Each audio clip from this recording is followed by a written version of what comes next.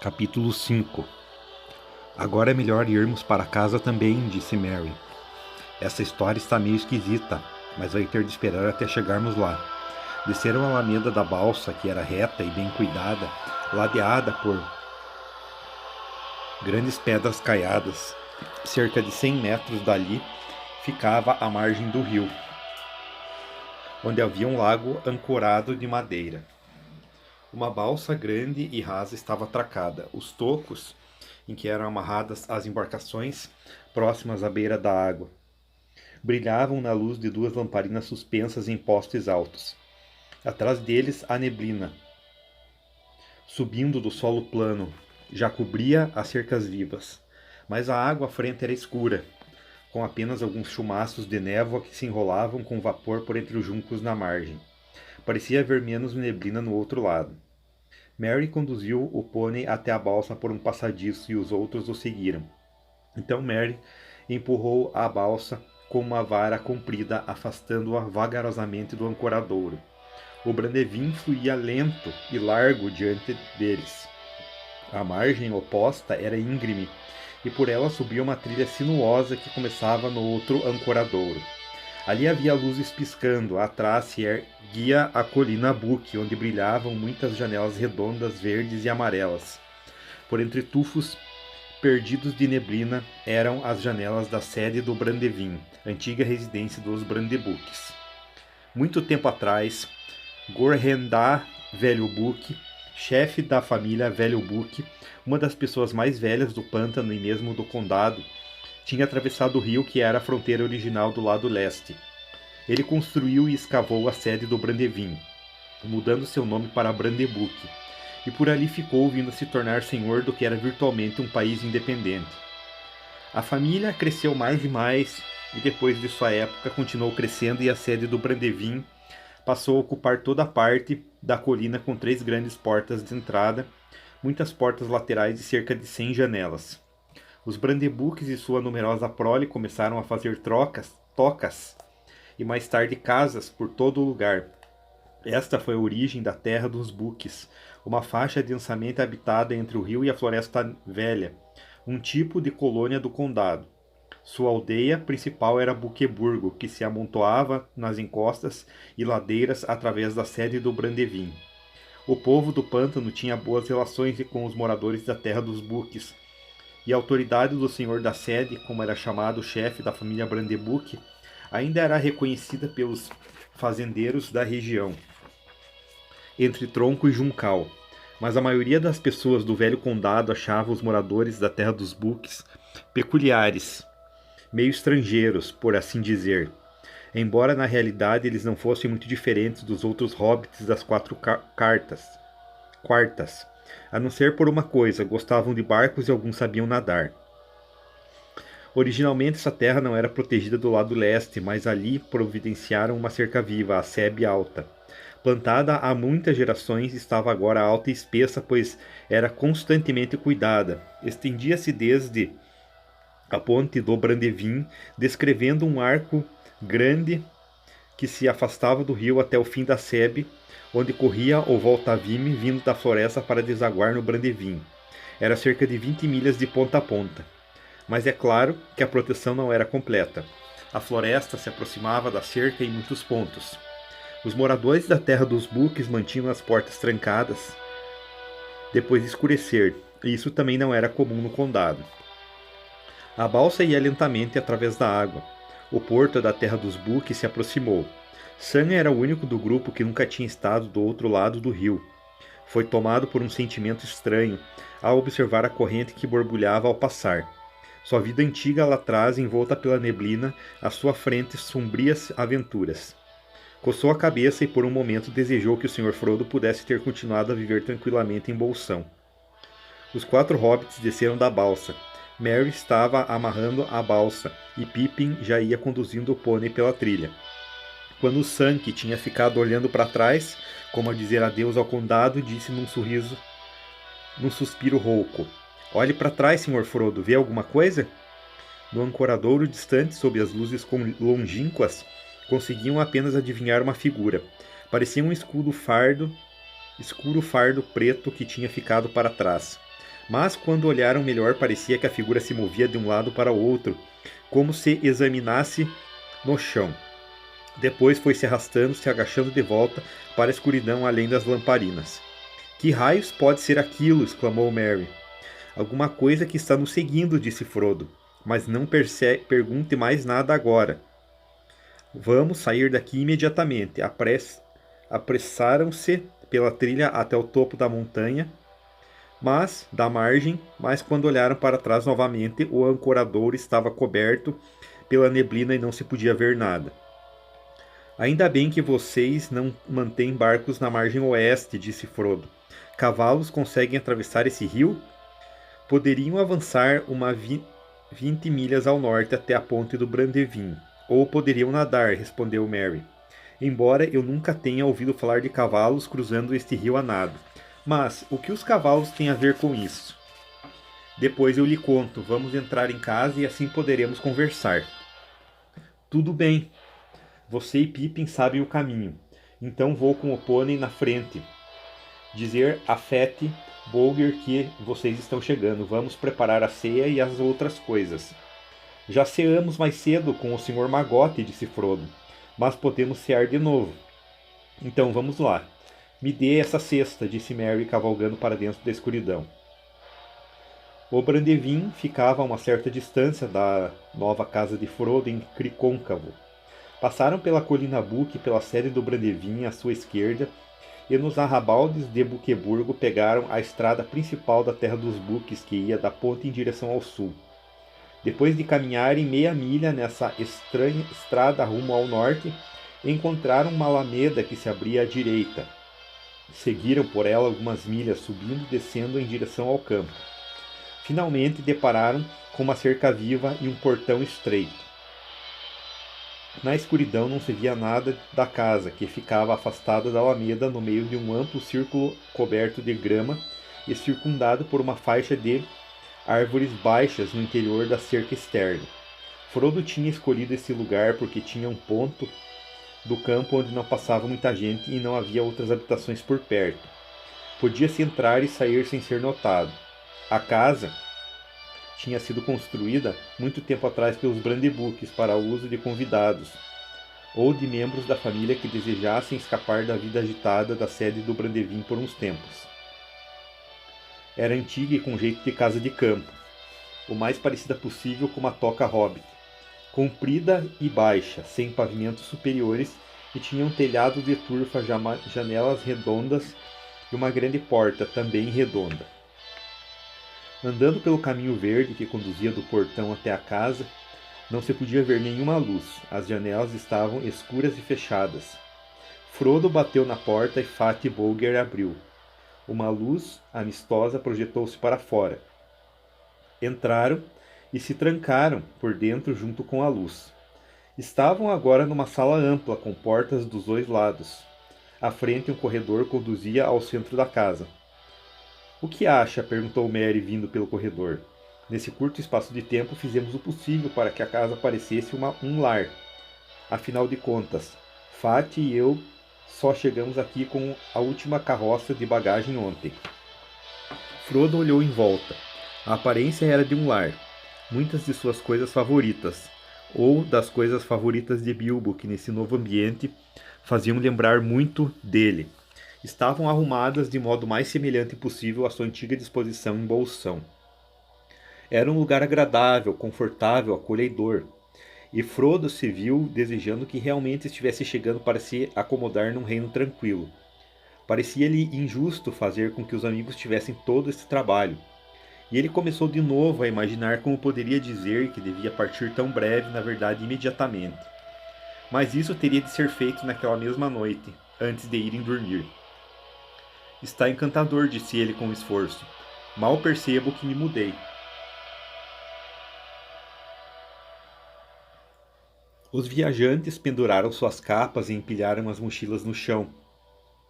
Merry os conduziu pelo corredor e escancarou a última porta. A luz do fogo e uma onda de vapor vinham lá de dentro.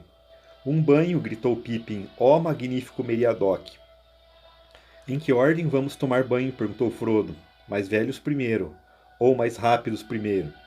De qualquer modo, você vai ficar por último, mestre Peregrino. Deixem que eu arranje as coisas de um modo melhor, disse Merry. Não podemos começar a vida aqui em Cricôncavo com uma discussão sobre banhos. Naquela sala, há 3 banheiras e um caldeirão cheio de água fervendo.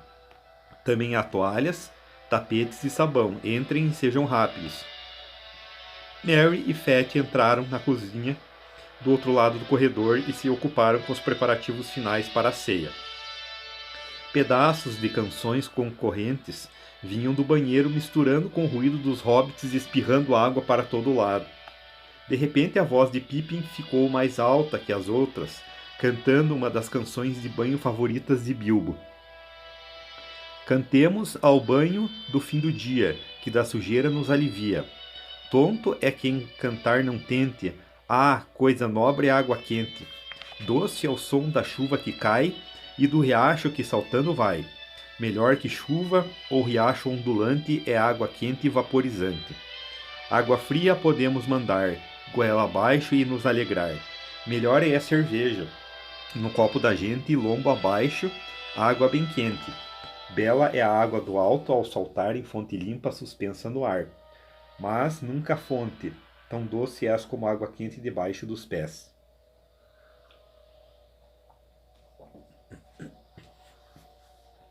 Houve um silêncio estrondoso de água espirrando, e um grito de "ó", como se Frodo estivesse parando um cavalo. A banheira de Pippin mais parecia uma fonte com água jorrando para o alto.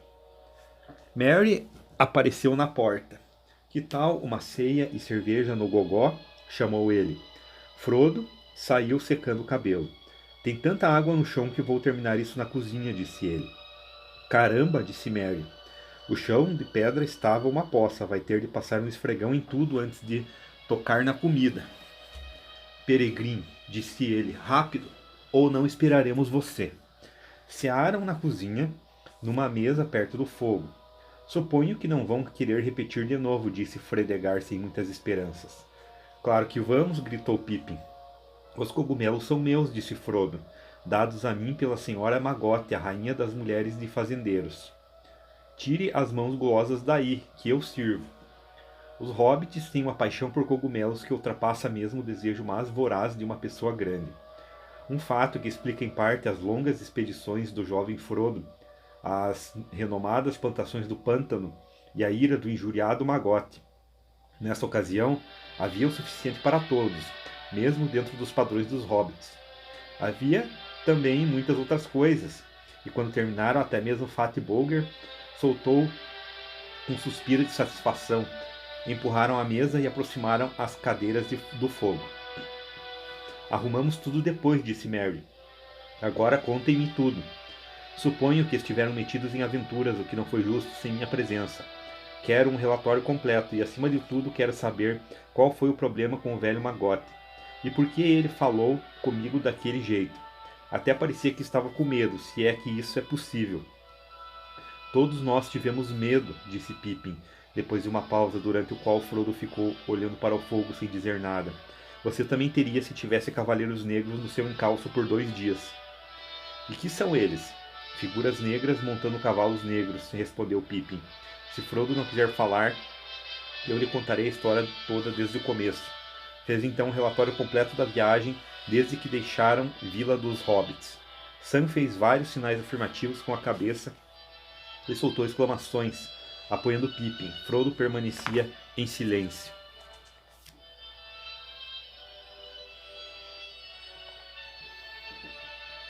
"Eu pensaria que estão inventando tudo isso", disse Merry, "se não tivesse visto aquela figura negra no ancoradouro e ouvido o tom estranho na voz de Magote." "O que acha de tudo isso, Frodo?" "O primo Frodo tem estado muito fechado", disse Pippin, "mas chegou a hora de se abrir. Até agora não nos foi oferecida nenhuma informação a não ser a suposição de Magote, de que isso tem a ver com o tesouro do velho Bilbo." "Aquilo foi só suposição", disse Frodo de repente. "Magote não sabe de nada." "O velho Magote é um sujeito astuto", disse Merry. "Há muita coisa escondida que aquele rosto redondo não deixa transparecer quando fala. Ouvi dizer que numa época costumava ir à Floresta Velha, e ele tem a reputação de conhecer muitas coisas estranhas." Mas pelo menos, Frodo, você pode nos dizer se a suposição dele é ou não infundada. Eu acho, respondeu Frodo devagar, que a suposição tem fundamento, pelo menos até onde chega. Existe uma ligação com as antigas aventuras de Bilbo e os Cavaleiros. Estão empreendendo uma busca, ou talvez devo dizer perseguição, tentando pôr as mãos em cima dele ou de mim. Também acho, se querem saber, que isso não é nenhuma brincadeira, e que não estou a salvo nem aqui, nem em qualquer outro lugar. Frodo olhou à sua volta, para as janelas e paredes, como receando que de repente tudo desabasse. Os outros olharam-no em silêncio, também trocando olhares significativos entre si. Acho que agora ele vai falar, cochichou Pippin para Merry. Merry concordou, balançando a cabeça. Disse Frodo, endireitando as cadeiras como se tivesse tomado uma decisão. Não posso esconder isso por mais tempo. Tenho uma coisa para dizer a todos vocês. Não sei por onde começar. Acho que posso ajudá-lo, disse Merry calmamente, contando uma parte eu mesmo. Que quer dizer? Perguntou Frodo, olhando-o ansiosamente. Apenas isso, meu querido e velho Frodo. Você está desolado porque não sabe como dizer adeus. Você pretendia deixar o condado, é claro, mas o perigo lhe sobreveio antes do que esperava, e agora está se decidindo a partir imediatamente. E não quer fazê-lo. Sentimos muito por você. Frodo abriu a boca e a fechou novamente. Sua cara de surpresa era tão cômica que todos riram. Querido e velho Frodo, disse Pippin, você realmente achou que tinha jogado poeira em nossos olhos? Não foi cuidadoso ou esperto o suficiente para isso? É óbvio que vem planejando partir e dizer adeus a tudo e a todos desde abril. Nós o vimos constantemente resmungando. Será que um dia verei aquele vale novamente e coisas assim?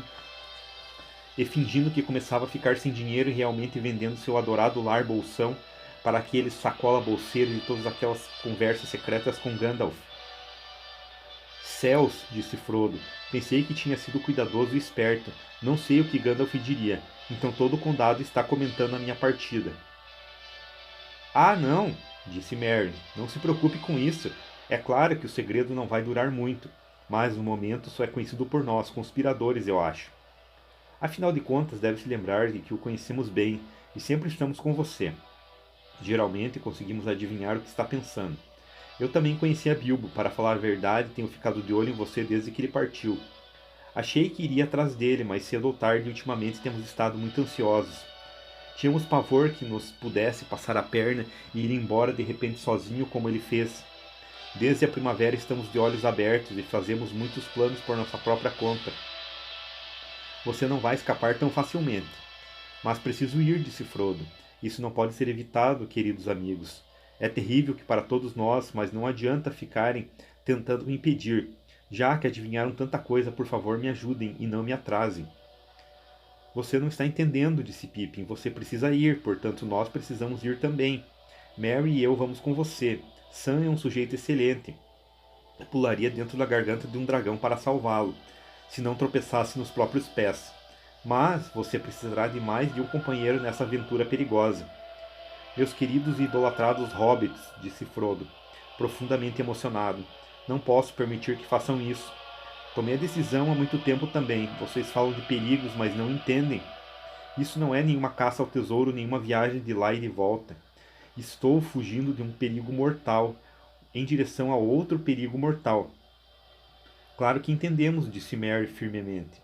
É por isso que decidimos ir, sabemos que o anel não é brincadeira. Mas faremos o possível para ajudá-lo contra o inimigo.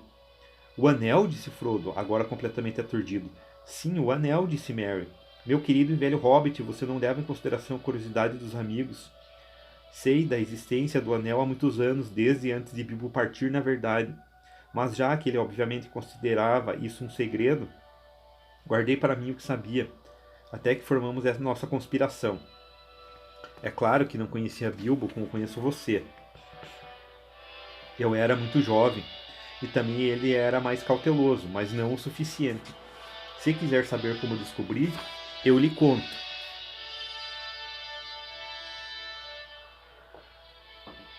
Continue, disse Frodo. A armadilha foram os sacola-bolseiros, como já se poderia esperar. Um dia, um ano antes da festa, eu por acaso estava caminhando pelas estradas quando vi Bilbo muito adiante. De repente, na distância, os SBs surgiram vindo em nossa direção. Bilbo diminuiu o passo e então de súbito desapareceu. Fiquei tão assustado que não tive capacidade de me esconder de um modo mais usual. Mas entrei na cerca viva e caminhei ao longo do campo, do lado de dentro. Estava espiando a estrada depois que os SBs tinham passado e olhando direto para Bilbo quando ele reapareceu. Pude ver o reflexo de um objeto de ouro quando ele colocou alguma coisa de volta no bolso da calça. Depois disso, mantive os olhos abertos, continuou Merry. Na verdade, confesso que espionei, mas devo admitir que a coisa era muito intrigante, e eu era apenas um adolescente. Devo ser o único no condado, além de você, Frodo, que já leu o livro secreto do velho camarada. Você leu o livro? Gritou Frodo. Puxa vida, então nada pode ser guardado a salvo? Não perfeitamente a salvo, eu acho, disse Merry, mas eu só dei uma olhada rápida e isso já foi difícil. Ele nunca deixava o livro jogado por aí. Fico imaginando o que foi feito dele. Gostaria de dar mais uma olhada. Você está com ele, Frodo? Não. Não estava em bolsão. Bilbo deve tê-lo levado.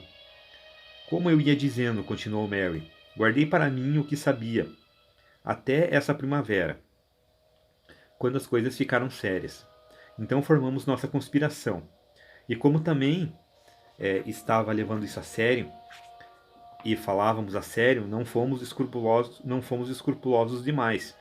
Você é um osso duro de roer e Gandalf ainda é pior. Mas se quiser conhecer nosso investigador-chefe, poderei apresentá-lo. Onde está ele? Perguntou Frodo, olhando ao redor como se esperasse que uma figura mascarada e sinistra saísse de dentro do armário. Um passo à frente, Sam, disse Merry. E Sam se levantou com o rosto vermelho até as orelhas. Aqui está nosso coletor de informações. E ele coletou muitas, posso lhe garantir, além de ser finalmente pego. Depois do que, posso dizer, pareceu julgar que estava comprometido com sua palavra de honra, e simplesmente ficou mudo. Sam! Gritou Frodo, sentindo que a surpresa não podia ser pior, e não podendo decidir se estava brabo, aliviado, achando graça ou simplesmente fazendo papel de bobo. Sim, senhor, disse Sam. Peço desculpa, senhor, mas não quis lhe fazer mal, senhor Frodo. Nem ao senhor Gandalf falando nisso. Ele é sensato, veja bem. E quando o senhor disse ir sozinho, ele disse não. Leve alguém em quem possa confiar. Mas isso não quer dizer que eu possa confiar em qualquer um, disse Frodo. Sam lançou-lhe um olhar triste. Tudo depende do que você deseja, interrompeu Merry.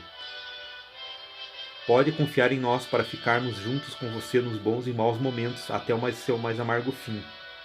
E pode confiar também que guardaremos qualquer um dos seus segredos, melhor ainda do que você os guarda para si. Mas não pode confiar que deixaremos que enfrente problemas sozinho e que vá embora sem dizer uma palavra. Somos seus amigos, Frodo. De qualquer modo, é isto. Sabemos a maior parte do que Gandalf lhe disse.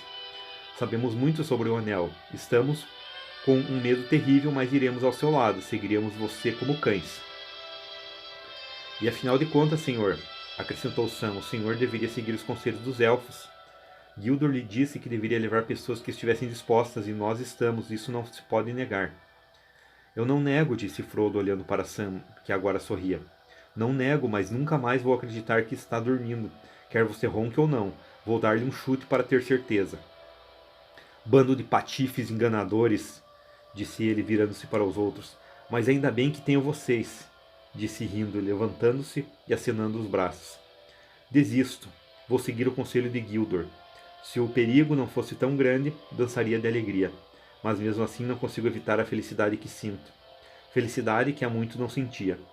Temia muito por essa tarde, essa noite. Bom, está combinado. 3 brindes para o Capitão Frodo e companhia, gritaram eles, dançando em volta de Frodo. Merry e Pippin começaram uma canção que aparentemente tinham aprontado para a ocasião. Foi feita seguindo o modelo da canção dos anões que lançou Bilbo em sua aventura muito tempo atrás, e ia na mesma melodia. Adeus, vamos dar à casa e ao lar. Pode chover e pode ventar. Vamos embora antes da aurora. Mata e montanha atrás vão ficar. A Valfenda, vamos onde elfos achamos. em descampados e por entre ramos. Por trechos desertos seguimos espertos. O que vem depois nós não divisamos. Na frente o inimigo, atrás o perigo, dormindo ao relento o céu por abrigo. Até que por cima a dureza termina, fim da jornada cumprindo o castigo. Vamos embora, vamos embora. Vamos partir antes da aurora. Muito bem, disse Frodo. Mas nesse caso há muito o que fazer antes de irmos dormindo, sob um teto pelo menos por hoje. Oh, aquilo era poesia, disse Pippin. Você realmente quer partir antes do dia raiar? Não sei, respondeu Frodo. Tenho medo daqueles cavaleiros negros e tenho certeza de que não é seguro ficar num só lugar por muito tempo. Principalmente num lugar para onde se sabe que eu estava indo. Também Gildor me aconselhou a não esperar. Mas eu gostaria muito de ver Gandalf. Pude perceber que até Gildor ficou perturbado quando soube que Gandalf não tinha aparecido depois de duas coisas. Depende de duas coisas. Em quanto tempo os cavaleiros conseguiram chegar a Buqueburgo? E em quanto tempo poderíamos partir? Temos muitos preparativos a fazer. A resposta para a segunda pergunta, disse Merry, é que poderíamos partir dentro de 1 hora.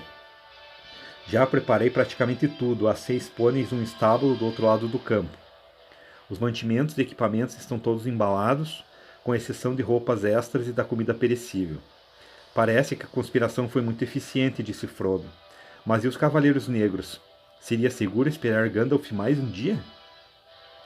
Tudo isso depende do que você acha que os Cavaleiros fariam se o encontrassem aqui, respondeu Merry.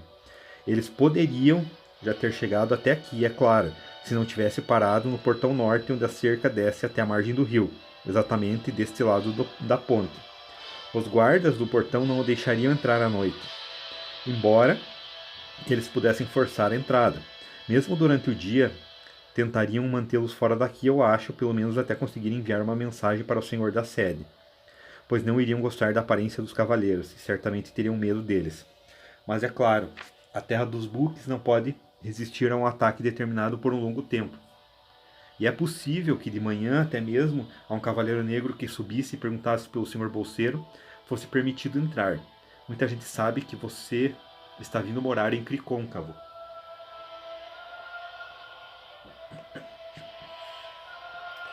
Frodo ficou sentado por um tempo pensando. Já me decidi, disse ele finalmente. Parto amanhã, assim que o dia nascer.